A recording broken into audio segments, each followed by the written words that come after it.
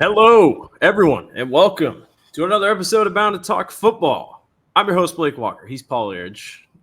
Paul, good to see you. We took a week off, not intentionally by any means, but we did take a week off. I was in Bristol, Tennessee for the NASCAR weekend, and time slipped by some other people, so no podcast last week, unfortunately. But we are back this week, excited to bring you some stuff. So, you watched games last week, I assume. Oh yeah, had to. Gotta post the scores. Gotta stay on top of it. Had to, man. It's crazy. I was sitting at the race and I kept checking scores a lot. Not like I couldn't like see a ton of it, but like when we got back to the place I was staying at, I was still checking, trying to stay on top of it. Mm-hmm. A lot of really slow scores being put in this past weekend. That really sucks. Like there are still some scores not in as of Sunday night. So if you're a coach listening to this, hopefully you are one that likes to put in scores when they finish games because it just makes our job easier. So yeah, that's just kind of how it is. What are we in? Is this week 4? No, we're in week 5. Dang. So next week we are going to, I think we're going to do 2 episodes next week.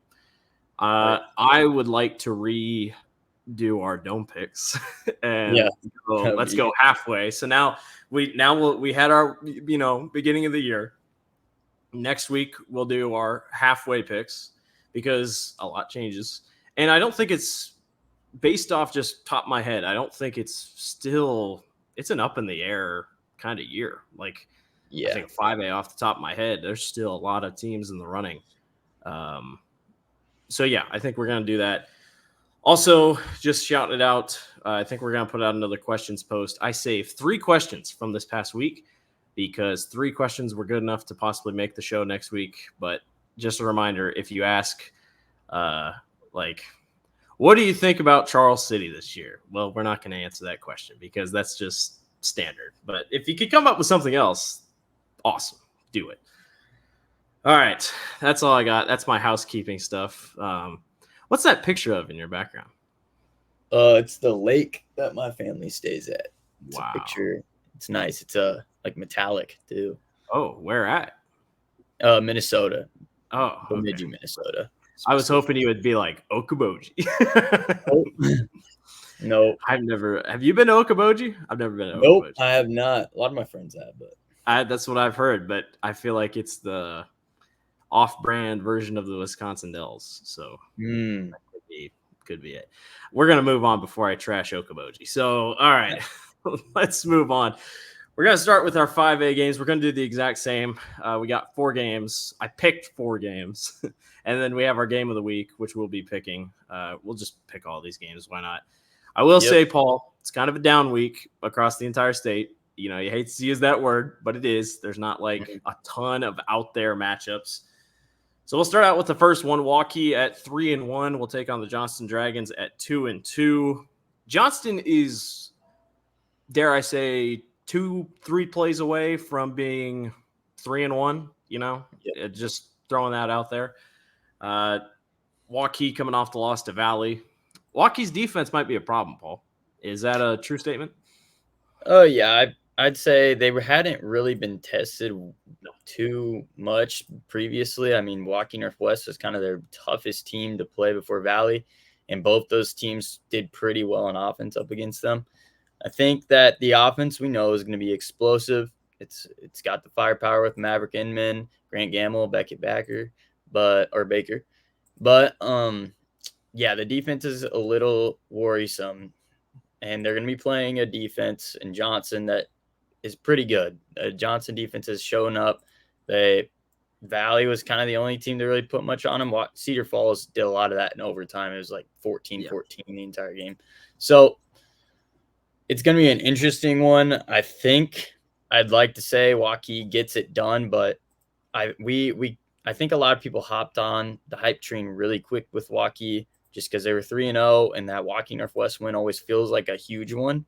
But I think we kind of need to wait a little bit. Like top 4 is a little bit jumping the gun, I think. Yeah, I agree. Johnson has only beaten Waukee twice in the last 12 years. Fun fact. On Bound, it says 11-1, but the 2022 game was 10-6. I remember that. It says Waukee won, but that's not correct. Yeah, I think, Waukee, I think last week was kind of one of those like, oh, okay, maybe we're not completely untouchable. And maybe they knew that, from the very beginning. I just knew that when they gave up 29 to Northwest is still a very good team. Northwest almost beat Dowling last week. But I still think the defense, yes, does need a little bit of work. Their offense is just fine. I mean, they put up 25 points against Valley. I'd say that's pretty good. I think this game is going to be closer than some people think it is, but I'll roll with Waukee. I think the Warriors get it done. It's a home game. I assume it's homecoming. I'm just going to take a wild guess. There's probably a lot of homecoming games this week, so I'm just going to assume it's homecoming at Waukee. But, yeah, so keep an eye out for that one. I think it's going to be a fun one. So we're both rolling with Waukee. Good start. Mm-hmm. Sioux City East at 3-1. We'll head to Southeast Polk to take on the Rams at 2-2. Sneaky good game here, Paul, in my opinion. Mm-hmm. I kind of look at Southeast Polk versus Sioux City East as what Southeast Polk versus Prairie was the last couple of years. The Rams have handled business against Prairie, and then this year Prairie got the best of them. What Southeast Polk team are we going to get this week? Are we going to get the one that beat Centennial and Ankeny, or are we going to get the one that lost to Prairie? It's tough to say. That Prairie game kind of is starting to feel like an outlier for me. I think that possibly it was just a game they got caught. Now, Prairie has been pretty good up against Southeast Polk. I know they had one year where they got thrashed, but there's the year with Xavier Wampa and Jackson Daly. It was a saved by a blocked game-winning field goal. So this isn't that matchup wasn't really a blowout matchup every time. I get it. Southeast Polk has handled them before, but I think that Ankeny Centennial game is a major confidence boost for the Rams, and I think that they're going to be able to get some momentum rolling. Now, that rushing game is not what Southeast Polk's been. They're averaging 3.7 yards a carry. They haven't been winning games rushing the ball, and their offense really hasn't been explosive at all. Sam Zelenovich having a great year, as always, but the decision making too by Holden Hanson has been a little worrisome too. Already 9 interceptions. So this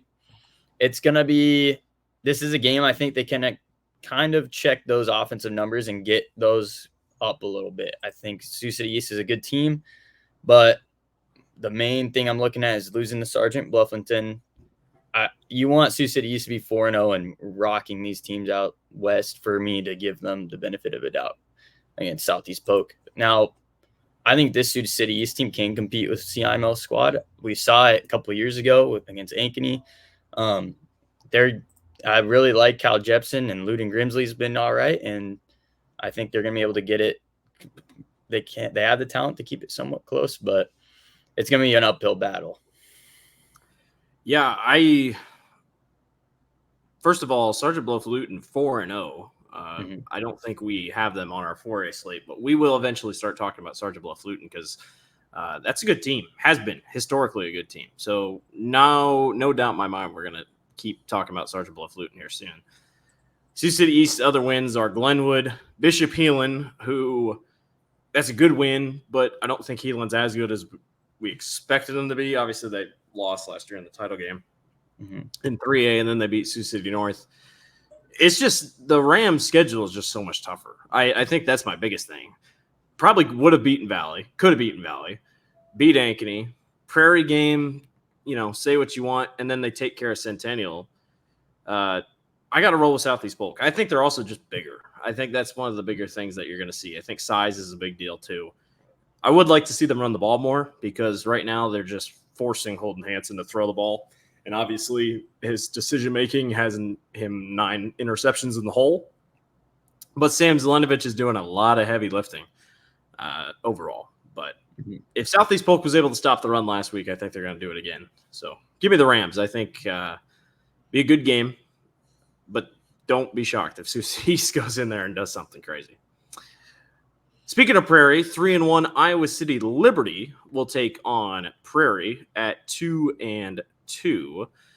Let me find this game. Where am I at here? Here we go. Paul, how many points are we going to see in this game? because Wow. Liberty this year has scored 56, 49, 28, and 49, while Prairie has scored 13, 41, 30, 21. I think we're going to see more points. Yeah.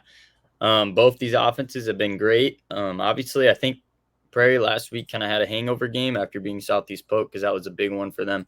And that Pleasant Valley team, I feel like every year we hype up an Eastern Iowa team that's not them, and then they play them and beat them. So this will be probably a crazy high-scoring game. Reese Reddick obviously has been great at quarterback for them. Owen Drapo, hope I said that right. He Drippo. is playing really well this year, and so is Sutton Kohler. So a lot of the skill possession guys playing really well for Iowa City Liberty. As for Prairie, it's been a weirdly kind of balanced attack. We're kind of used to Prairie being a run-heavy team. They've been balanced with Waiish. They're running the ball pretty equally with split backs, I believe. I'm going to double check that right now. But yeah, split backs. They got three people that are kind of getting the carries from Waiish, their quarterback, and then BJ Bush and Talon Jackson. So they got three backs there. It's going to be high scoring. I think it comes down to whose defense has been better this year. And I'm going to be honest, I think Prairie's defense has been pretty decent, or compared to them, it's been better. I'm going to kind of rock with the Hawks to bounce back here. I think they kind of just were a little ahead of themselves after being Southeast Polk. And Iowa City Liberty is coming off an emotional win over Cedar Falls where they had to score a game-winning touchdown with like 30 seconds left. So I think the Prairie come in and they get it done. Liberty is statistically the best offense in 5A, 1,000 yards passing and 1,000 yards rushing. I mean, there's not many people that have come close in those type of games. Yes, the defense does worry me. They've given up 42, 42, 20, and 45. So, I mean, on rough average, they're giving up well over 35 points a game. Does Prairie score enough to do that? I'm not really sure. I look at the common denominator or the PV game and the Cedar Falls game. I obviously think Reese has done a great job at quarterback. He's a dual threat. He can run. He can pass. I think that's a big part of their offense. I like Liberty to keep it rolling. Home game for Iowa City. Obviously, Cedar Rapids to Iowa City is not that much of a drive. But I like Liberty to get the job done there. Should be, again, expect high scoring. But you never know. One team could slip up, very possibly. 2-2 Cedar Falls, 3-1 Linn-Mar. 2-2 Cedar Falls. It's kind of weird. I feel like they're one of the better 2-2 teams across.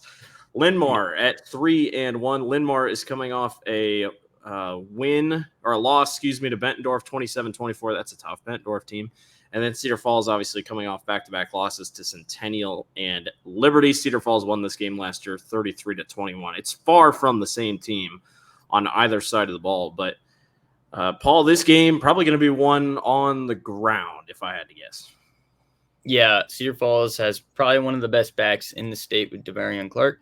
He's been tearing it up, and they've been kind of force-feeding him. He's been the reason they've been in these games that they've played that are against pretty good competition in Johnston, Ankeny Centennial. They beat Prairie, which we know Prairie's pretty decent squad, and then they hung in with Iowa City Liberty.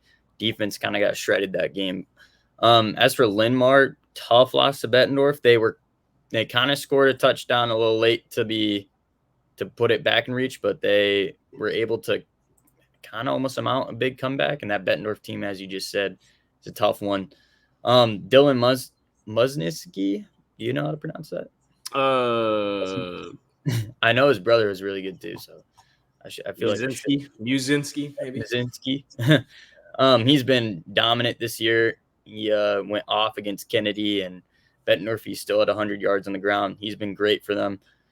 It's going to be a close one. I think I agree with you that on the ground. I think Cedar Falls bounces back here. I think they need to for RPI. This would be a big win for them. I think Linn-Mar kind of got shocked a little bit with the Bettendorf. I know it was a big game, but that's a tough one to lose. And they kind of were going to lose it pretty dominantly, but scored kind of a late touchdown, got the 2-point. And I feel like they got the onside kick. I don't know if you were paying attention to that game, but It I was a was not. I was. pretty hectic. It was a pretty hectic ending. I remember I was I tracking think it. I was at a bar eating chicken wings while the Yeah, finale of this one came across. yeah. Uh, I'm gonna rock with Cedar Falls, but this is a big one out east because this is a bubble spot for both these teams where winning this is big for RPI and losing it is pretty massively detrimental to your RPI. I'm gonna roll Cedar Falls as well. I think the schedule has been more favorable for Cedar Falls. They've played a way tougher schedule. I like what I see out of Devarion Clark. Tyler went and watched him when they played Centennial, and the first thing he texted me, he's like, "This running back's unreal." He's like, he can just run the ball really well. So, excuse me, gotta really like that.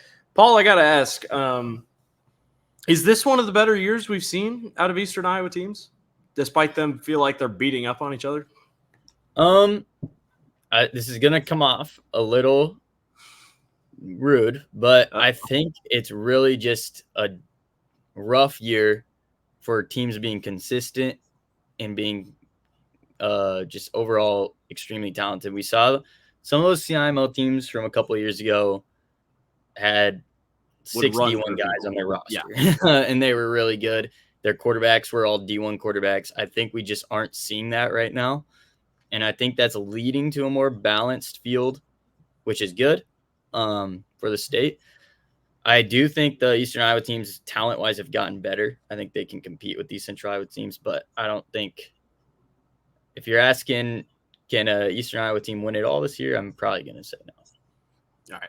I was just curious. I think it just feels like right now they're tripping over each other. Like they see the end goal, they see the top, and they're just kind of tripping over each other. Now, I'm not going to be crazy. I think Central Iowa was doing the same thing if you really look at it. I mean, Yeah, I still don't think anyone's perfect by any means. Valley clearly has flaws. Everybody has flaws. Nobody's perfect right now. And even the teams that are undefeated just aren't quite there. I think of Atumwa, 4-0 for the first time since 2001. They're going to be 5-0 after this week because they're playing Marshalltown. But you look at their roster, you look at their stats. I mean, they're not going to make a deep run in the postseason. It's just not going to happen. They're young still, and they're going to put things together. Waterloo West faces a huge test this week against Waukee Northwest. I said Waukee Northwest would lose that game last year. I ain't making a prediction this year when it comes to this game, but it's just something to think about going forward for both these all schools. I think everybody's just kind of tripping on themselves. And You got another, any other? Yeah, go ahead.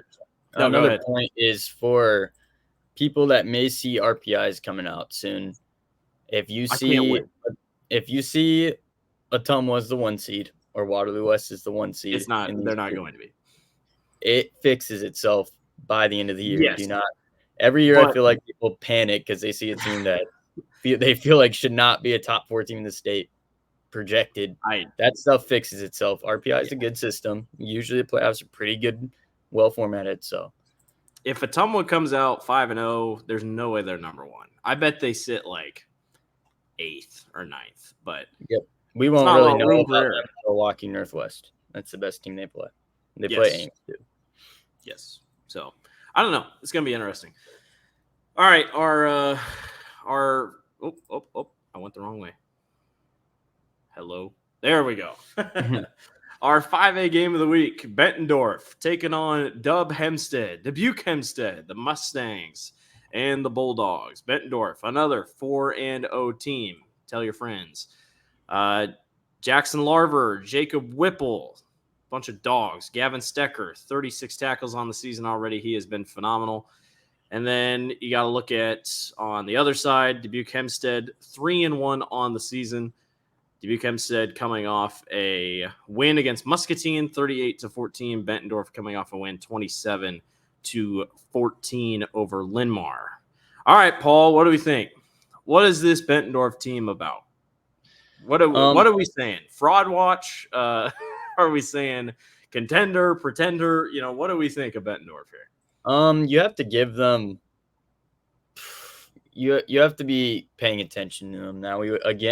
This is one of those teams we aren't really going to know about them until week 8 or 9 because that's when they play Prairie and Iowa City High. I know they play Kennedy too, but I don't think it's fair to act like Kennedy's been a top team right now. So I'm going to just go with Prairie and Iowa City higher there. We aren't really going to know yet.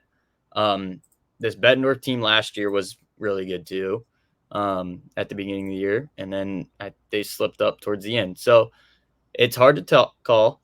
But as for this game, I think Bettendorf's a heavy favorite. And I think they're going to probably take it to Hempstead. I think Hempstead, I mean, they lost to Waterloo West. Their only wins are against, I mean, you want to talk, Blake, I can calculate their opponent record right now. It's not. I know it's not good. Cedar Rapids, Washington, they beat by 10, 48-38. I don't think Washington, I think maybe has one win this year. Dubuque Senior, 16-14, and then Muscatine, 38-14. Yeah.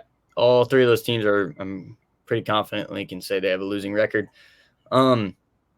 And they lost to the one team they played with a better record. So I'm going to rock with the Bulldogs probably by a lot here. I think that defense is good. I think Gavin Stecker's been great. They have Amari Washington, who's a pretty solid D-line prospect. So I think Bettendorf talent-wise is better for this game. They are on the road, right? Yes. Yeah, they're on the road. Still pretty confident in the Bulldogs here. I am too. I think heavy favorite in this one, but in a week of not a ton of great games, I was like, well, let's give the nod to Bettendorf and Dubuque Hempstead as our game of the week. I really don't know what to compare Bettendorf to in terms of teams that we've seen that remind me of other teams or something like that.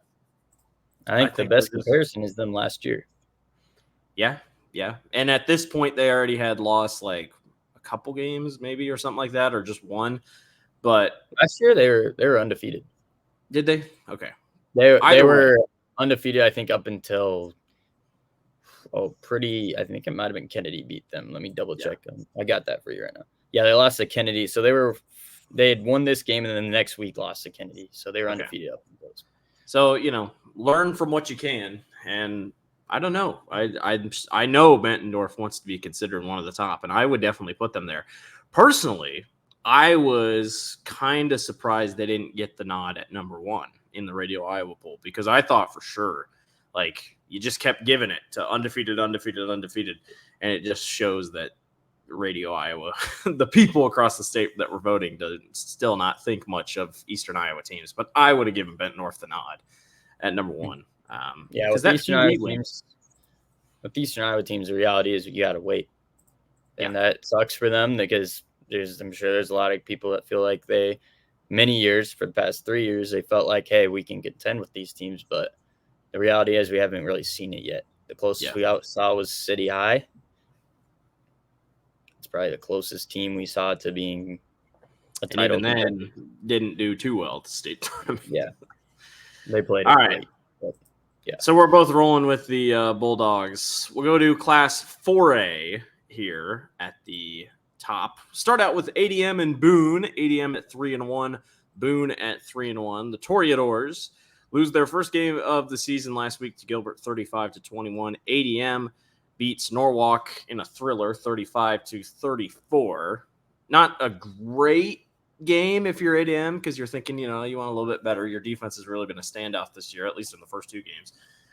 Their only losses to Lewis Central, 27-30. I give ADM a lot of credit because different head coach, obviously changed at the beginning of last year.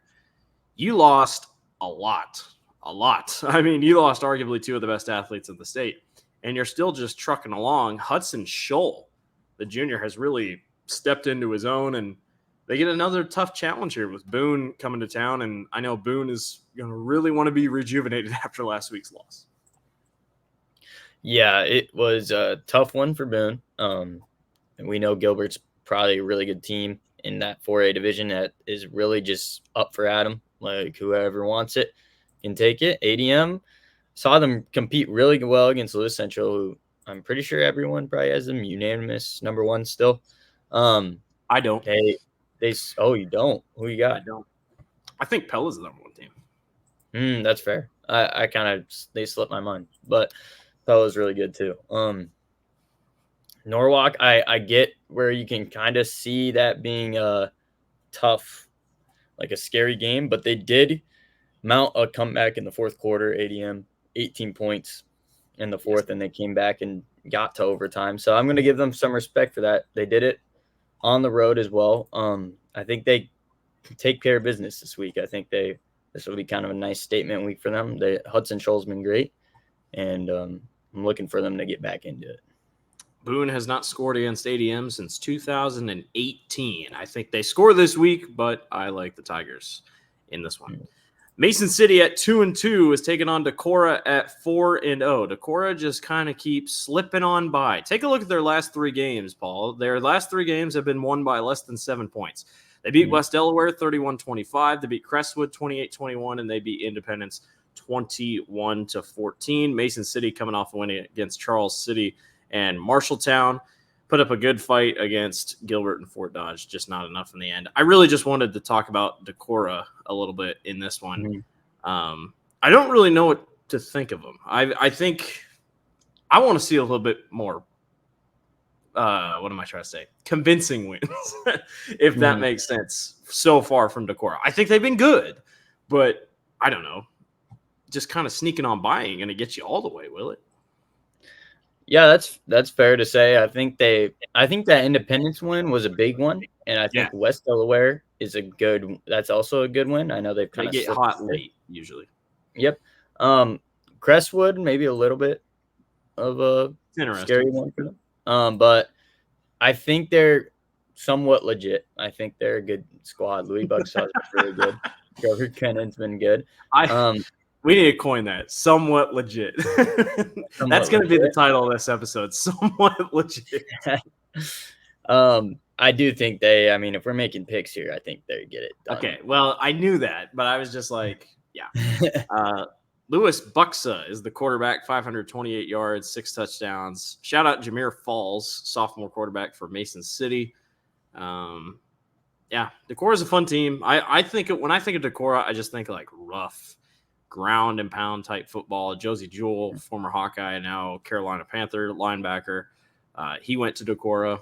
I think either won him the state championship or lost in the state championship game. I can't remember. He beat my Grinnell Tigers in the semifinals. I know that. But either way, keep an eye out for Decorah. They're going to be a fun team to watch here as this weeks keep progressing. 3-1 Indianola heads to 2-2 Ballard. The Indians 3-1 on the season. Only loss coming to Pella. They beat Carlisle last week 28-7. Ballard has recovered well after losing back-to-back games to start the year, to albeit very good teams. They lost to Pella 29-17, and it would have been closer if it wasn't for a pick 6 at the end of the game. And then he lost to Humboldt 21-18, who beat Van Meter. Then they beat Creston, and then they beat Dallas Center Grimes. 2 teams. Creston's obviously not the team they were last year, but I don't think Dallas Center Grimes is that bad at all. This one's interesting. I don't think this is an easy game for Indianola by any means. Yeah, we obviously see Indianola barely lost to Pella, and that's a big one people are going to point to because that's a really good team. And they were injured. I will say that. They were injured. Oh, yep. All right. Good point out. I didn't even know that. Hard to tell in high school with injuries. No ESPN notifications pregame. Jackson Waka has been, or Waka insane. Probably, has been insane to start. This is Ben Cuter level play, like stats, and honestly better. 10 sacks to lead the state, 17 tackles to lead the state, 55 tackles to lead the state. He has been insane. This is how insane it's been. 8-man stats don't compare to his stats right now. He's got like 8 more tackles or something than the next closest. College? Nowhere, not committed yet. What? No offer yet. He's probably gonna score an offer from somewhere. PWO. I put up those numbers in video games. Yeah. He's been ridiculous. As for my pick with this game, I actually am gonna go with Ballard. I think Ballard gets it done. They're at home. I think they're starting to pick up momentum. I think this is a big one for them. Indianola is a great team. I think they're also really solid. But I think that this is a game that Ballard needs, and I think they're going to get it done. It was a really good game last year. I know can't really do last year's, a lot of new faces, but I'm with you. I think they're riding a train right now, a hype train. I like Ballard in this one. I think obviously what they do on the defensive side of the ball is really good, but Mason Gatchell, 664 yards, 4 touchdowns, can run a little bit when he needs to. Yeah, I like the Bombers. I think the Bombers can take this one. You're probably looking at this next one and being like, why in the world do you talk about this? But Winterset is 3-1. They are taking on Norwalk at 1-3. I would put it out there to say Norwalk might be one of the better 1-3 teams in the state of Iowa. Norwalk beat Carlisle, then lost to Indianola, Newton, and ADM. Those are good teams. I'm not going to put it past them. Winterset beat Creston, lost to ADM, then beat Carlisle, then beat a pretty good Atlantic team. That's Atlantic's first loss. Am I not wrong? Yeah, you're right, but class bigger, and they're on the road. Yes. So I'm going to give Atlantic a little bit of a pass there. But good one for Winterset. You got to take care of business. It was a 14-7 game in the fourth, so yeah, close one. What do you think happens here, Paul? I mean, this is a Winterset team led by Hunter Lyons and Hank Wilmus. Wilmus has had a really quiet year, 501 yards, 5 touchdowns. Hunter Lyon also can run the ball pretty well, but this is a Norwalk team that's young. I mean, all their stat leaders are underclassmen. So I called games for Winterset softball for 2 years. I love Winterset to death. Oh man. You got to pick. I don't really know yet. I do. I think this is the week we finally see Norwalk kind of bounce back into winning football. They're playing tough teams and they're just not getting the win. We thought Norwalk was going to be pretty good this year, and I think everything just hasn't swung their way to start the year. They've got skill position guys that are really good. I mean, Luke Brewer, that's a 4-star tight end that is he's producing. He's not just blocking up there. He's producing receiving stats. Eli Robbins, we've known for a while now since his freshman year. He's really good. He's had a great year as well. All-purpose yards wise, he's having quite a bit of production. And then James Hatstelvig, he's been solid this year as well. So I think this is the year week that Norwalk gets back in the win column. I think Norwalk are going to be a wagon next year based off what they're returning. I mean, the fact that they have Brewer, a sophomore, Victor Esparza on defense, their leading tackler is a sophomore, and then obviously Hadelvig and Robbins are juniors. So, yeah, I'll roll with Norwalk. I love you, Winterset. Don't come after us. But I think Norwalk gets the job done. I think, obviously, they've played a little bit tougher of a schedule. Give me the Warriors here. But I think Winterset's going to be one of those teams that's on the cut of that RPI. Sometimes we already kind of know who's going to be teeter-tottering. I think these are two teams that need this game for RPI. So, yeah, I think big game ahead. That's all I'll say. Our 4A game of the week, Waverly Shell Rock at 2-2, host 3-1 Western Dubuque, the Bobcats. Waverly Shell Rock is coming off a win in a thriller against Clear Lake, thanks to a gorgeous kick to win the ball game. Western Dubuque is coming off a 21-7 beating of North Scott. Their wins are against West Delaware, Xavier, North Scott. They've only lost to Wahlert Catholic. Waverly Shell Rock lost their first 2 games against Xavier, North Scott, beat Bondurant, and then beat Clear Lake. That Clear Lake win shifted the entire season for Waverly Shell Rock, in my opinion. Like, you almost were hitting the panic button, and then you beat Clear Lake, and you're like, okay, we're, despite it being a 3A school, maybe we're okay. But Western Dubuque on the same side, I think they're a pretty good team. Yeah, the Bobcats have been on a tear after losing to Wahlert Catholic. They beat Xavier, who a lot of people thought was back and was the big wrecking ball in 4A Not again. The same team, but yes, they're good. Yep. And then North Scott, they beat, who was undefeated previously, and they were looking really good as well. So that's 2 huge wins. Now they got to travel on the road to Waverly, and it's going to be a team that just had a huge emotional win. That was an insane field goal against one of the best 3A teams. So it's kind of a big matchup here for both teams, but I'm going to go with Western Dubuque. I think they've beat the better teams, but this game is going to be really close, and I expect kind of a low-scoring 21-17, 21-14 type game. But I'm going to go with the Bobcats. I think the wins they have are impressive, and I think Waverly Shell Rock's talent is there, but I don't think they're going to be able to hang with the Bobcats in that sense. But it's going to be close. Waverly Shell Rock started the year last year like what? 0-5, 0-6, won their last couple games. Once they started winning, they started figuring some stuff out. Ethan Bibler ran for over 200 yards in this game last year. Waverly Shell Rock came up short 35-23. Tanner Anderson only threw for like 100 yards in this game last year. Everybody else is pretty much new. There's not a lot of guys, obviously, that graduated, obviously not back. I think the momentum's rolling up there in Waverly. Give me the Go Hawks. I think Waverly Shell Rock's going to beat Western Dubuque here. And then I think people will be like, okay, maybe we need to start talking about Waverly Shell Rock again.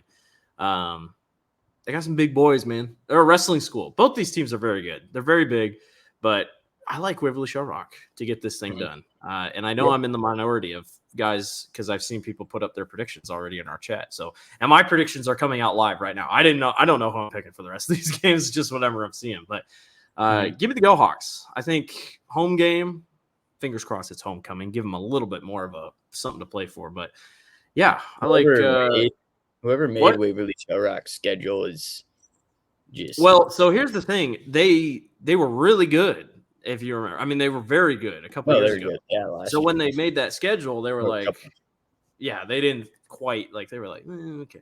But it's always good to challenge your guys. So I mean, you got Xavier, Northcott, Bondurant, Clear Lake, Western Dubuque, Decorah. That's your first weeks, or first, 6, 7 weeks? Yeah. 6 weeks. And then you ease down, but like that's every year. Those are 6 good teams, so that's quite the start. Yeah. All right, 3A we go. 3-1 Carroll. Oh, I forgot to change MOC Floyd Valley's colors. They are purple and red, or purple and gold, not red and gold. Carroll 3-1 taking on MOC Floyd Valley at 3-1. This is a good game, Paul. I think a lot of people just going to let it sneak underneath the radar here. MOC Floyd Valley won this game 40-34 last year. Carroll, 3 wins on the year. Greene County, Denison, Schleswig, and Creston. Their only losses to Gilbert. MOC Floyd Valley wins against Unity Christian, Okoboji, and Lamar's. Their only losses to Central Lyon, George Little Rock, 27-14. Carroll is led by Carter Essick and Tatum Peterson. Meanwhile, it's Blake Albers, the quarterback, and Dylan Mazdam for MOC Floyd Valley. This is interesting. You got one team that loves to pass the ball, and then you got another team that loves to run the ball. Two conflicting styles in this one. I personally really like Carroll in this one. I just think that running game has been really good at 7.5 yards a carry, and they've played some pretty solid teams. So that rushing yards per carry is pretty impressive. As for MOC, I think just they don't have a win to me that really sticks out. And Central Lyon isn't like they're good, but I don't think they obviously aren't what they have been. So I'm going to go with Carroll here. I think they get it done and move to 4-1. Should put them in a pretty good spot RPI wise. I'm going to go MOC Floyd Valley. I'm going to go the Dutchman. Blake Albers threw for 314 yards and 4 touchdowns total last year in this game. Meanwhile, Carter Essick also had 4 touchdowns in this game. So I don't expect much to change in terms of what's going to happen. MOC Floyd Valley scored 21 in the 4th quarter to come back and win that game, 40-34. So give me the Dutchman because this time they get it at home. They don't have to go on the road. So this one is played at Northwestern College. So I think we're in for a good one. Expect another shootout. I'm gonna go out and say it. Expect another shootout. Algona at 4-0 taking on Charles City at 3-1. Charles City is 3-1, but their schedule has been very bad. But they don't get to choose. I mean, they get to choose who they play, but they don't get to decide how good the teams are. They beat Olwine 22-14, South Tama 22-14, Waterloo East 32-8, and then lost to Mason City 49-14. Algona has taken care of business. Spirit Lake, a big game. Forest City, Esterville, Lincoln Central, Boyden Hole, Rock Valley. Let's take a moment and let's talk about Algona, shall we, for a second? Alex Mensky is one of the best quarterbacks in the state, no doubt about it. They have a lot of weapons around him, a lot of young talent around him. Obviously, Alex is a senior, but this is, I don't know. Are they state caliber? Are they there? I think they're there. They've got talent-wise, you got 2 D1 players. They're both at Iowa State on that roster. And in 3A, that's already quite a big talent jump on other teams. And then Evan Alley's been great this year. and William Weichert has been great this year. I think the big scary part for them is their O-line has been a little bit suspect. Some bad snaps have led to just poor plays, and now they haven't really faced anyone that's legit besides Spirit Lake. Now Spirit Lake's really good, and that's a huge win for Algona to start their season. As for Charles City, we know you kind of just talked about it. The opposing talent hasn't been that SOS.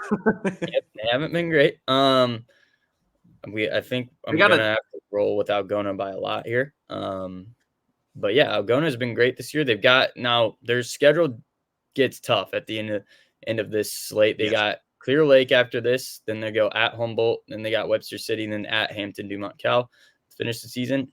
Very real shot. They're undefeated heading into this. Clear Lake and Humboldt are great teams, but we're kind of projecting them right now. But I think they're legit this year. I think last year that Clear Lake team might have been a little bit better, and they lost obviously their quarterback last year.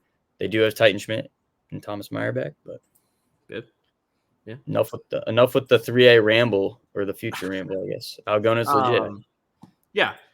Algona's going to win this game. I don't think many people are going to think less of that. But I got to give a shout out to Deacon Caspers, a junior out of Charles City. Dude is on a tear. 141 carries, 813 yards, and 11 touchdowns. Very impressive numbers. They're a young team. Patrick Bruning, 188 yards and 2 touchdowns. He's just a sophomore quarterback. Caden Littleton, he has caught over half the passes, just under half the passes that Patrick Bruning has thrown, 132 yards, 2 touchdowns. Obviously, Caden's a senior, but yeah, I think Algona takes care of business here in this one. 3-1 Humboldt, just talking about him, taking on 2-2 Hampton Dumont Cal. This is, Paul, if you remember, this is our district of death, if you remember from last year. Oh, yeah. This was the district that was so dang good. This year, a little down. Webster City and Hampton Dumont Cal are not quite the teams that they have been. But Humboldt 3-1 on the year. They won this game 14-7 last year. They're coming off a loss to North Polk, 26-17. They do have wins over Ballard, Spencer, and Van Meter. All of their games have been kind of close. Spencer game was really the one that wasn't the closest. Hampton Dumont Cal is coming off wins of Iowa Falls Alden, Clarion Goldfield Downs.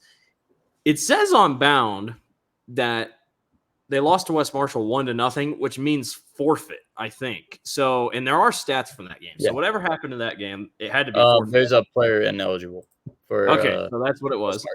And then they lost to Nevada 41-21. So this is interesting. Is Humboldt legit? Cohen Matson is phenomenal. I feel like he's been there for 18 years, but this is a good Humboldt team. Yeah, I like Humboldt to get this win. Their wins are impressive. Ballard 21-18. They beat Van Meter. Obviously, we know Van Meter is a solid team as well. And North Polk right now, a lot of people have is the best team or one of the best teams in 4A. I know some polls have them number 1, but it's just too early to call right now for 4A. I think Humboldt gets back on track here. I think Hampton Dumont Cal maybe. I mean, they haven't won a game yet without whoever is ineligible. Again, I'm not at the school, so I don't really know how big of a deal that was. But I'm gonna rock with the Wildcats in this one. I agree. I'm gonna go with Humboldt over Hampton Dumont Cal. 2-2 Keokuk taking on 3-1 Washington. Keokuk has played a schedule, if I'm not mistaken. Let's look. Keokuk lost to Ottumwa 47-26, lost to Pella 40-13, beat Burlington 45-7, beat Fairfield 44-33. Washington has coming off a loss to Grinnell 31-0. They beat Oskey 21-14, beat Burlington 14-6, beat Fairfield 34-26. So realistically, this game has a lot of common opponents. Burlington and Fairfield, both these teams have wins over both those teams in not really the same fashion, but somewhat of that close range.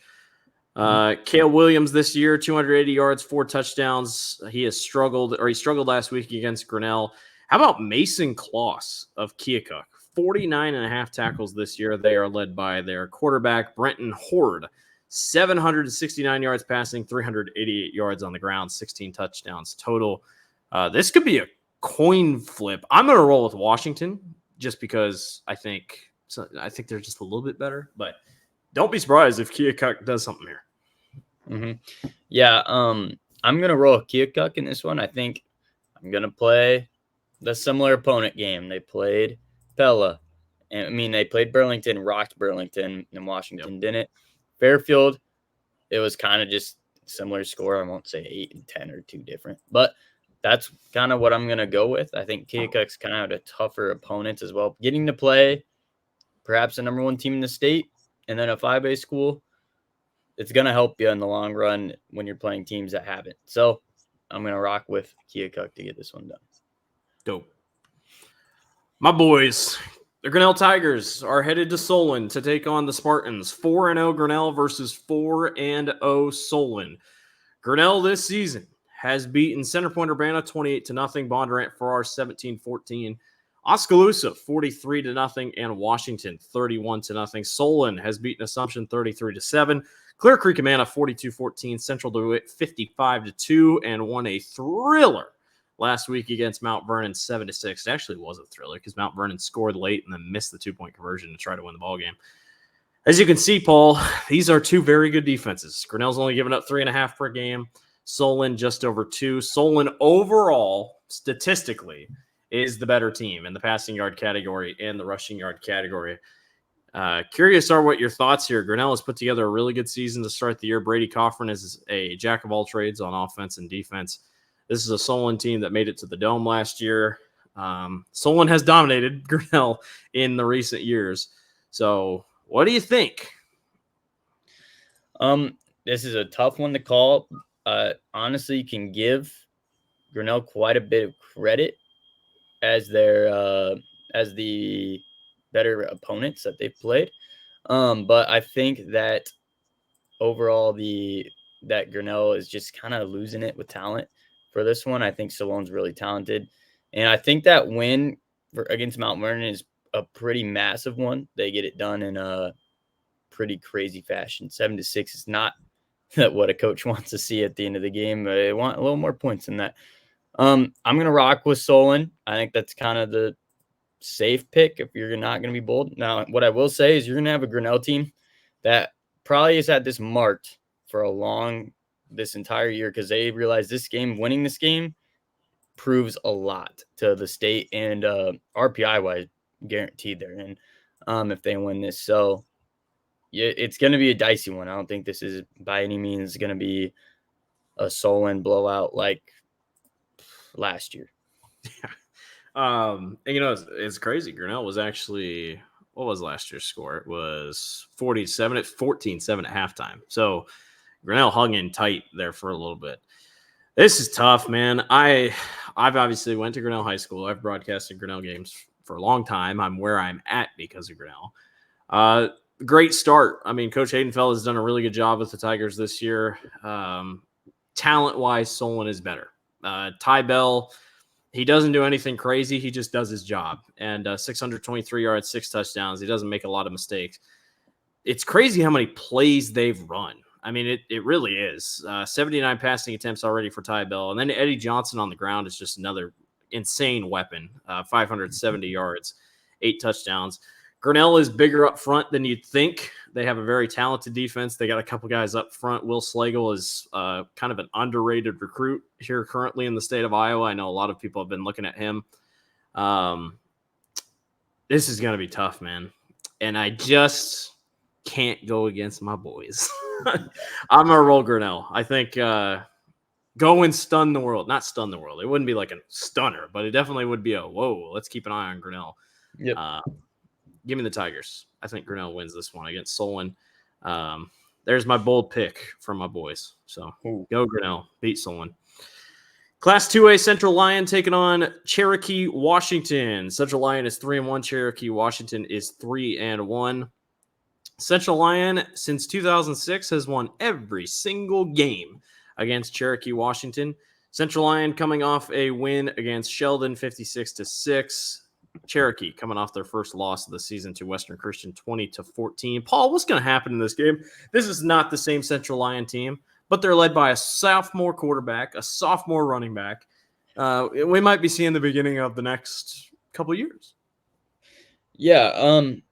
I think we've kind of all known that we thought honestly Central Line hasn't taken too far of a step back. Now, No. obviously, that those teams are crazy good the past 2 years. You can't really compare those two teams. I mean, there's D1 guys all over that field, but I think they've been way better, at least in my opinion, than I really thought. They haven't really slipped much. So I'm gonna rock with the Lions here. I think they get it done. I know Cherokee Washington probably thinks this is the year they're gonna get that victory, but I think Central Lions still a solid team. They're gonna get it done. I will say they've passed the ball literally the same amount, and Central Line has been much more efficient with it. Mhm. Only 2 interceptions this year. Meanwhile, Cherokee Washington has thrown 6. Rushing attack wise, Cherokee is so good on the ground. But I like the Central Lion offense just a little bit more to be able to put up points. So I'll roll with the Lions as well. Mhm. Central Lee 4-0. I surprisingly the Central Lee people didn't come after us after what happened last week in our predictions.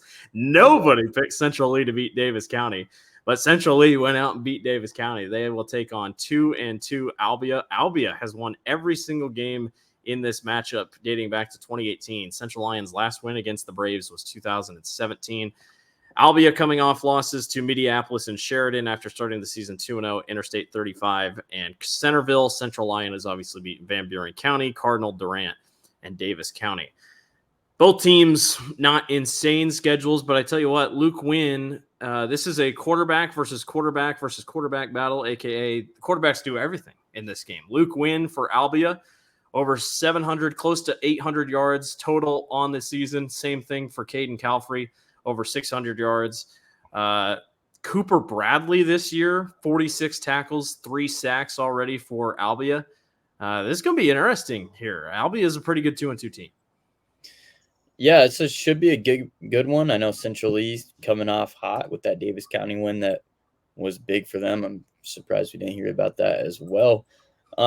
Minneapolis, pretty solid team that Albies lost to, and they lost to Cheriton, who's pretty solid. So, I right here, I think I'm going to go with Central Lee. I like that. I think they're 4-0 and they're kind of riding hot, and they're also the home team. I know Albie has been kind of has had their number, so it's gonna be interesting to see. But I think this is the year Central League gets it done. I hate to pick against them again, but I'm going to Yeah. go against them again. I think Albia wins. 28 tackles for loss this year to just 12 for Central Lee. 9 sacks this year for Albia, just 3 for Central Lee. Albia has a more balanced passing and rushing attack. Meanwhile, Central Lee is all rushing. So if that rushing attack doesn't work, their passing attack's not going to be there. Don't hate me, but I'm going to go Albia to beat Central Lee here. Obviously, I accidentally clicked the wrong button, but yeah, I'm going to go Albia to beat Central Lee. There's my pick. 2-2 Jessup taking on 3-1 West Marshall. Another one of those games that it's like you can look at the schedule one way, but these two teams are fairly even across the board. Jessup won this game last year 8-0. What a ball game. Jessup's coming off losses to PCM and Hudson, and West Marshall is coming off wins to Vinton Shellsburg, and then obviously got the win over Hampton Dumont Cal thanks to the forfeit. Jessup's played the harder schedule, Paul. I'm just going to say it. And you look at what they've been able to do. Both quarterbacks are pretty even. The running back battle, Preston Youngblood for Jessup, 448 yards and 4 touchdowns. Ben Gonzalez for West Marshall, 482 yards and 4 touchdowns. Yeah, this is interesting. Yeah. I like West Marshall's defense. They force a lot of turnovers. They've got 5 fumble recoveries this year and 8 interceptions. Passing efficiency has not been great. 6 interceptions, 4 touchdowns, and a sub 50% completion percentage. So definitely not how they win games. But this is gonna be a good one. I think it's low scoring, but I think West Marshall gets it done. But it's a 1-possession game. I don't think any team has a major chance at blowing that. PCM and Hudson, 2 good teams to come off of. Maybe they're a little beat up, or maybe they're looking to get back in that win column. So. Boy, I'm looking at last year's game. Ugly. Ugly. Neither team finished with more than 175 yards. I'll go with West Marshall. I think West Marshall gets the job done. Home game, always like a good home game. So take it as you will. Yeah, I like it.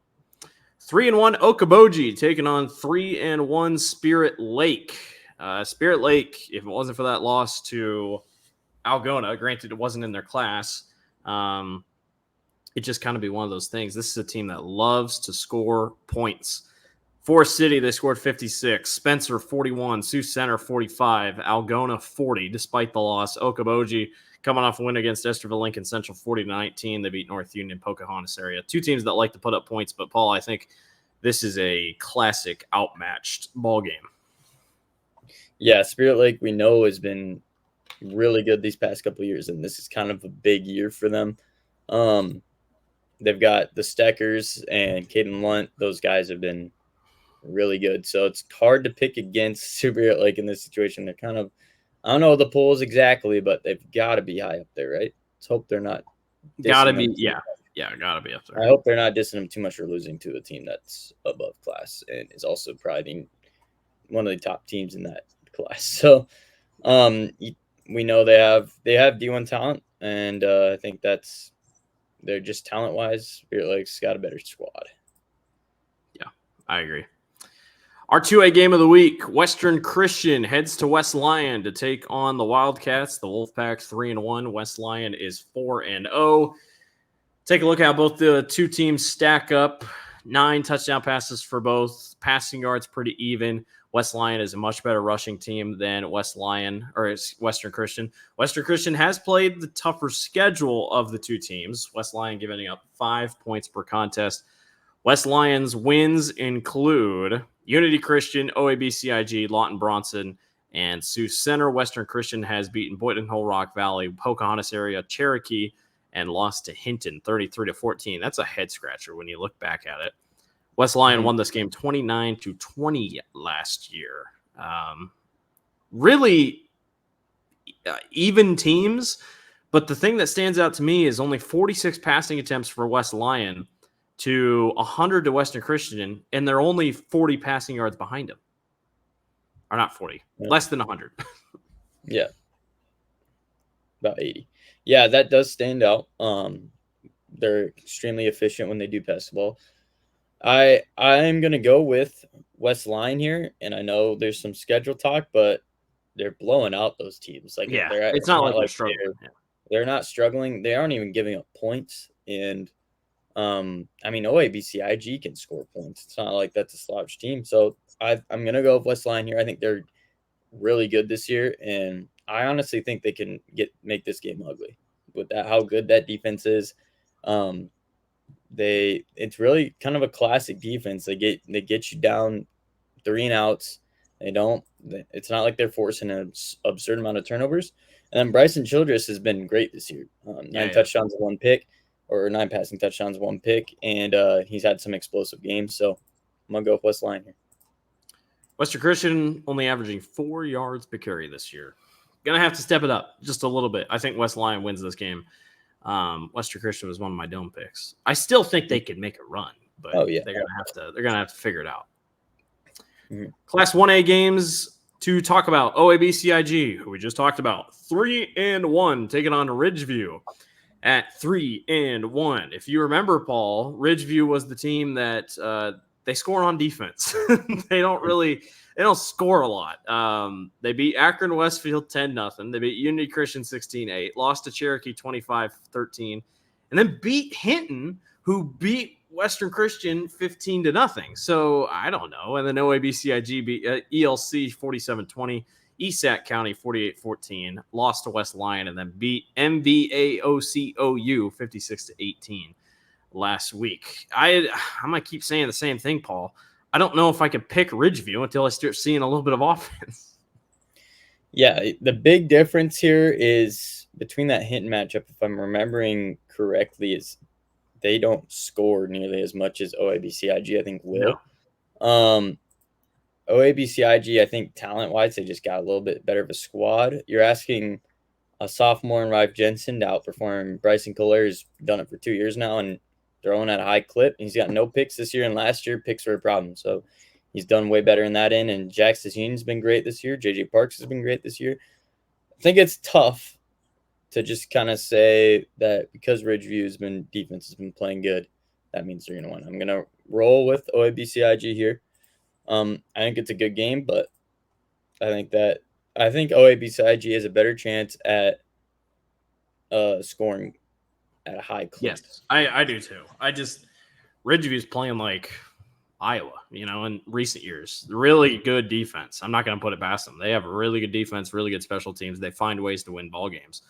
But I just think OABCIG just has too much firepower on offense. But you never know. That's why we play the games. Hudson 4-0 taking on Albernet at 2-2. Hudson is 4-0 with wins over North Tama, Cascade, Jessup, and Columbus Catholic. Albernet is 2-2. Lost to Northland 12-6, beat Comanche Beckman Catholic, and then lost to South Hardin 49-14. My goodness, South Hardin's 4-0. Tell your friends. Obviously, I just put it on the graphic, so we'll talk about South Hardin in a second. But Albernet, this is a home game. Is this a trap game for the Pirates of Hudson? I think Albernet gets it done. I think they're 2-2, and I think they're a good squad. I don't think that 2-2 really is exactly their record. They barely lose to Northland. South Harding, that one got away with them, but they're also a 4-0 squad. They beat Beckman Catholic and Comanche.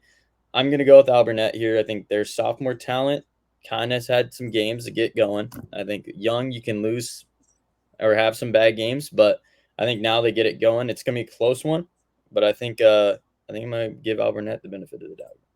Two teams that turn the ball over, 4 picks apiece for each team. Rushing wise, pretty even. Hudson 814, Albernet 683.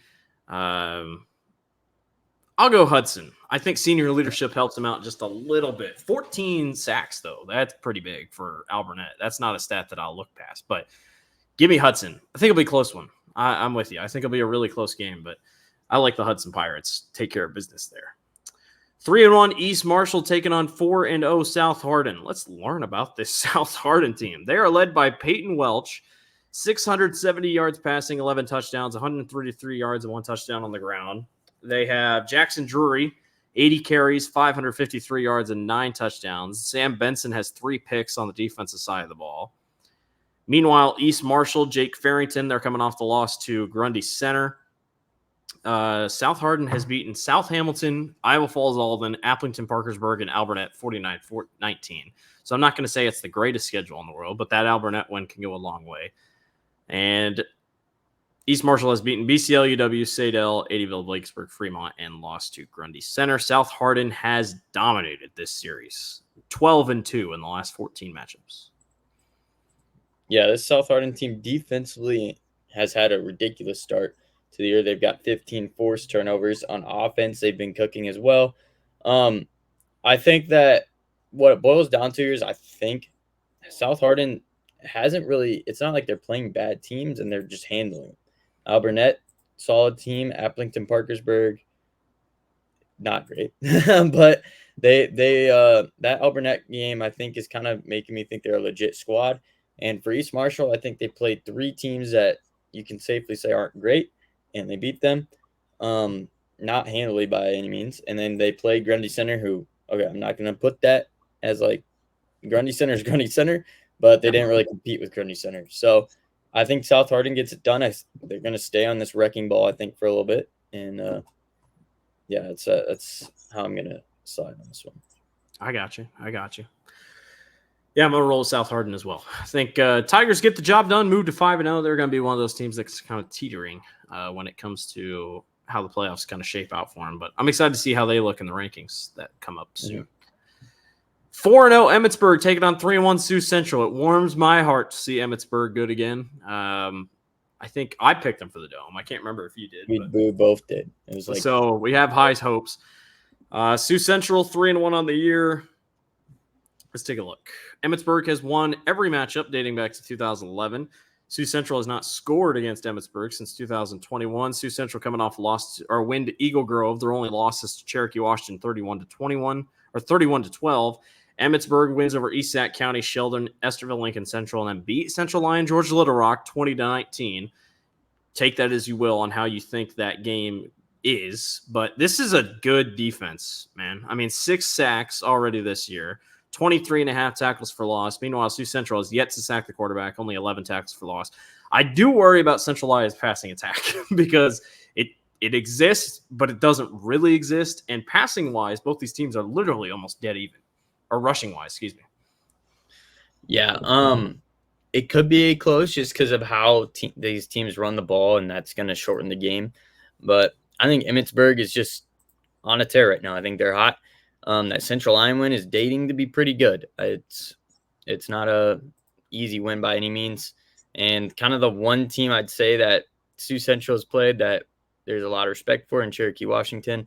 They got beat by almost 20. So I'm going to rock with Emmitsburg in this one to get it done. Sweet. 1A game of the week. Sigourney Keota at 3-1. The Cobras host Pleasantville. The Trojans at 3-1. It is a tale of two teams. 889 passing yards this year for the Trojans, just 153 for the Cobras. That's kind of the offense that they've played. Rushing-wise, complete opposite. 915 yards rushing, 419. Both these teams give up some points. Pleasantville, 23.5 points per game. Sigourney Keota, 18, just over 18.5. Sigourney Keota won this game last year, 31-24.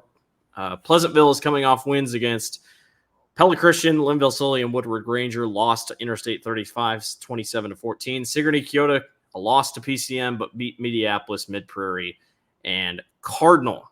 This is a coin flip, in my opinion. Could be a good one. I'm actually pretty confident in Sigourney Keota to get this done.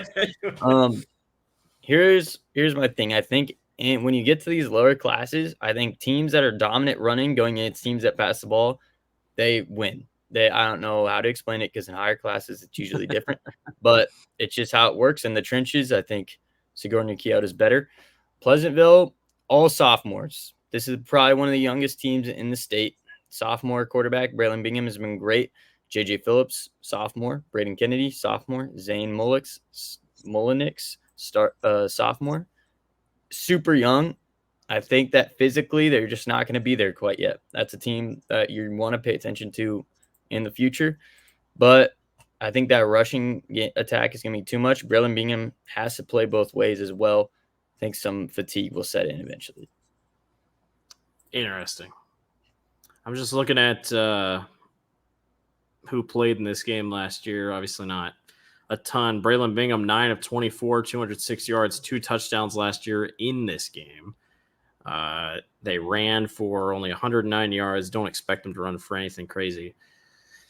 I picked Pleasantville to beat Linville Sully. I'm going to stay on the Pleasantville train. I think the Trojans defeat Sigourney Keota. They're young. I know they're young, but I really like what they've been doing this year. Their passing attack's a little bit more well put together. The rushing attack, I mean, they're doing well. I mean, they're keeping it on the ground.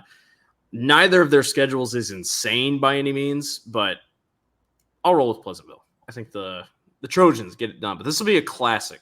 I think this is going to be a classic. I would put money on this game. We're not betting. Disclaimer, we're not betting.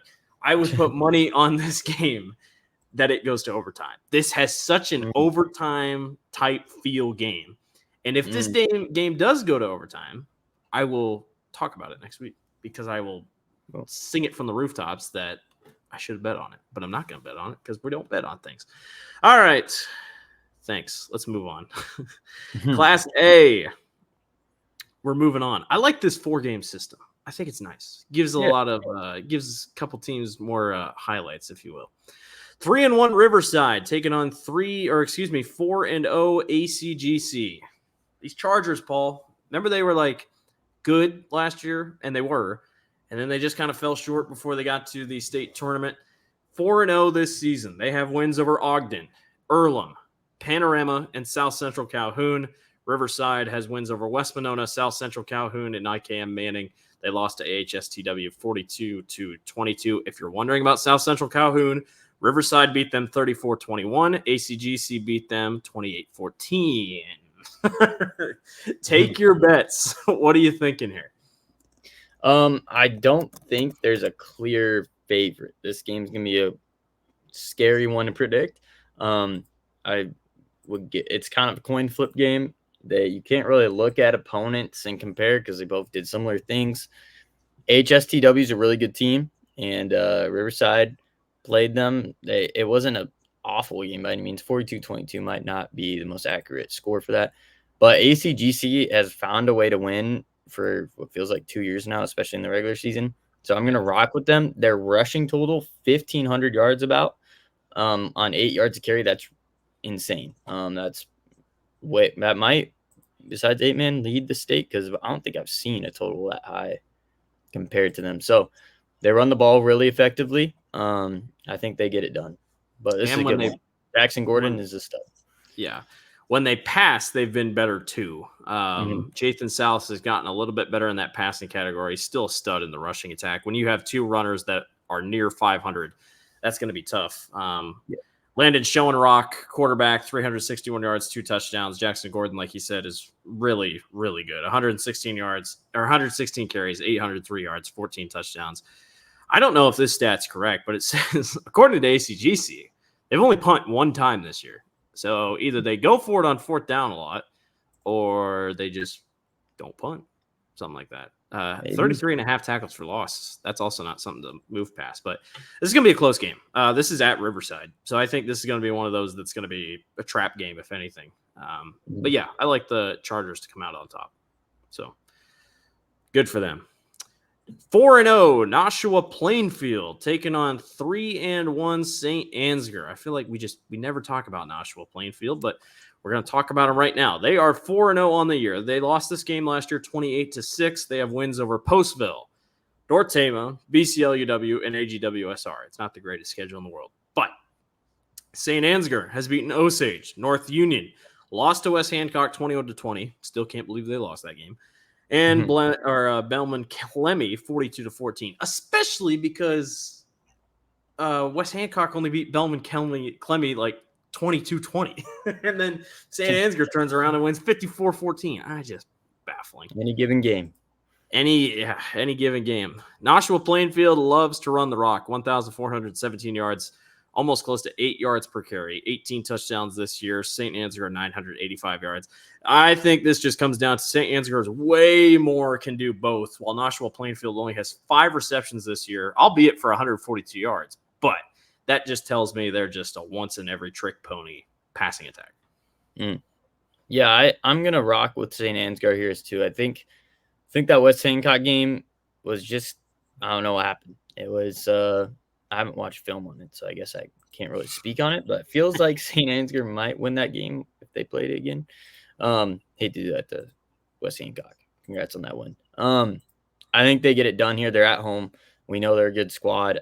I think they're kind of woke them up a little bit after that loss, and I think they're going to be locked in for this one. 3-1 Madrid taking on 3-1 Earlham. Paul, we got a game, man. I look at this statistically more. Madrid's one loss. Preston Wicker did not play. Preston Wicker has come back, and Madrid has beaten Linville Sully 21-0, Mount Ayr 28-6, and Martinsdale St. Mary's 48-0. So something happened defensively as well that they turned it on. Madrid won this game last year 13-6. Earlham has beaten Central Decatur 41-12, lost to ACGC 28-21. ICAM Manning a win, 40-18 in Southwest Valley 41-6. Paul, I don't want to be crazy, but Earlham's the better team. Statistically, Earlham is the better team. 477 passing yards to 462 for Madrid, and they've run for the same amount, albeit Earlham has less rushing attempts. 1,117 yards on 144 carries. Madrid, 164 carries, 1,117 yards. Give me Earlham. I don't hate that pick. I think we're seeing 2 really high caliber players clash here, Caleb Smith and Preston Wicker. And I think Blake Reynolds is also really good. But I'm going to go with Madrid here. That defense back-to-back games has been ridiculous. They've shut out 2 teams in that span. They held Mount Ayr to 6 points. I think that first game, we're talking about a 4-0 Madrid if Preston Wicker plays. So I think that we're going to have a really good one. I think I'd take Madrid by 7 points about. I think it's a 1 possession game.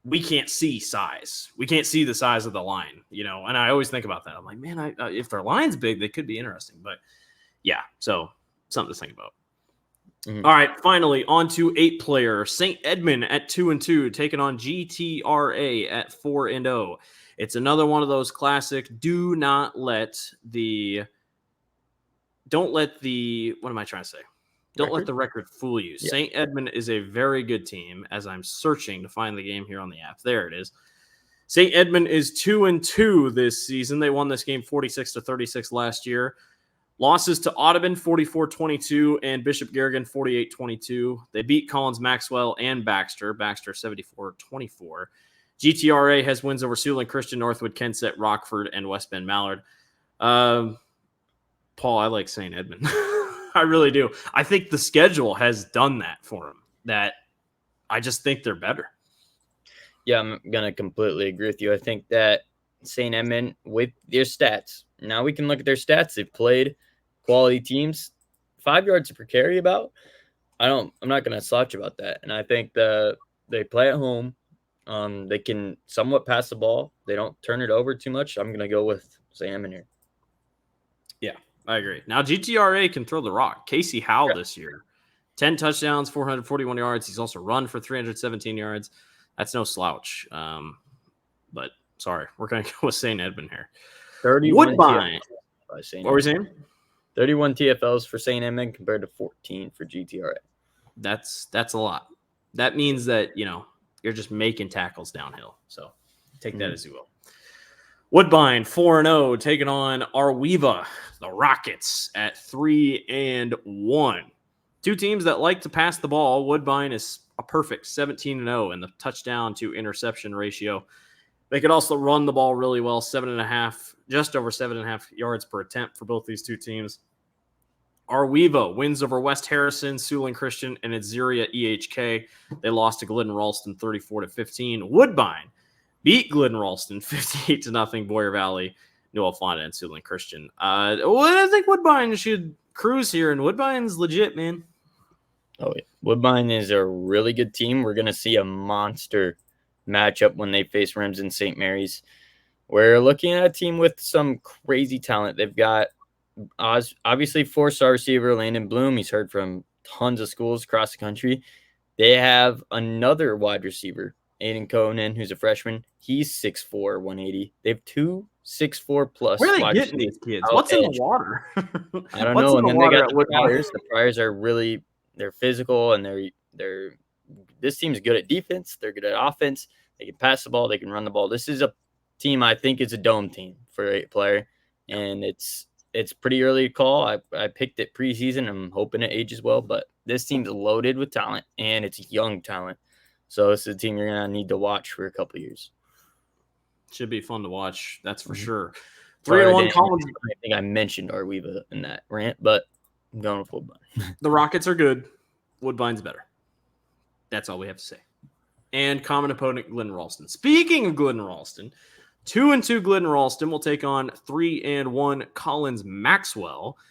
Glidden Ralston losses to Woodbine, and Baxter wins over Arweva and Colonesco. They played a tough schedule. And then Collins Maxwell wins over GMG. Coon Rapids Bayard and Colonesco lost to St. Edmunds 70-14. Glidden Ralston won this game last year 38-6.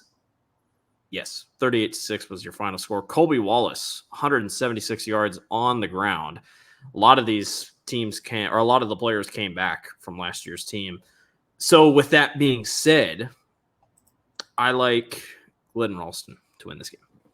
Yep, I'm gonna agree with you. I think they've played some really tough teams. I think losing to Baxter by 2 is nothing to shake your head about. So I think Glidden Ralston is a team that I'm gonna go with. They are going on the road, so Collins Maxwell might get it done at home, but they just can't. They can't really pass the ball. Neither team can pass the ball, but 7 interceptions, 2 touchdowns.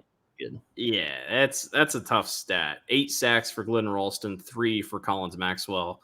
Shout out Joseph Dvorak, 11 catches, 162 yards, 52 carries, 502 yards. That's a really, really good year for him. And then Colby Wallace is just a one-man wrecking crew on offense. So that is going to be a good one. Expect some points, if I had to guess, in that one.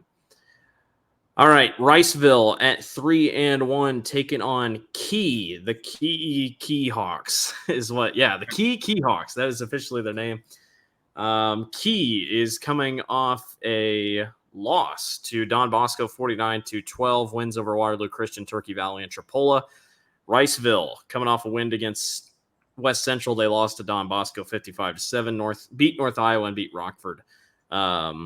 Two teams that have gotten rocked by Don Bosco, but set themselves up well. This is going to be interesting. Yep, Dalton Moderman's been a monster passing the ball, 1,000 yards already, 18 or 22 touchdowns, I think, as long as he doesn't have any pick sixes, or kick returns for a touchdown, which you never know in 8-man. They play all over the place. I like Key with the passing attack here, and they can somewhat. But not great totals rushing the ball, but I think they can if they really need to, or at least keeps a team honest. But it's going to be a good one. It's a one-possession game, in my opinion, but I just think Key gets it done. They're on the road, so. Give me Riceville. Riceville at home. I like the rushing attack, 699 yards. I think that'll be a good one to watch. And finally, Paul, our 8-player game of the week, Gladbrook-Rhinebeck is hosting Janesville. This one... toss-up for some. Janesville is 4-0. Wins over Meskwaki Settlement, Clarksville GMG, and Northwood Kensett. See, they've only given up 9 points per contest. Gladbrook-Rhinebeck wins over Tripola, Meskwaki Settlement, and Dunkerton. Lost to Don Bosco. I think Gladbrook-Rhinebeck's very good. Yep, I think they're legit.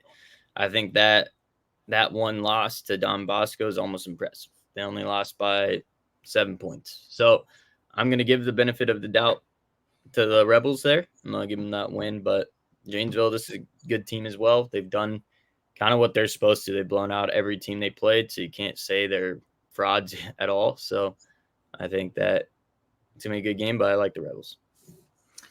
Well, that will do it for us here on Bound to Talk Football. We're both going with Gladbrook-Rhinebeck. We appreciate everyone for watching. A little bit of a longer episode again. Make sure to follow along on Bound on all of our social media platforms. We thank everyone for watching and listening. We will be back next week for much, much more. Paul, thanks for your time. Enjoy your Football Friday. We will see you next week.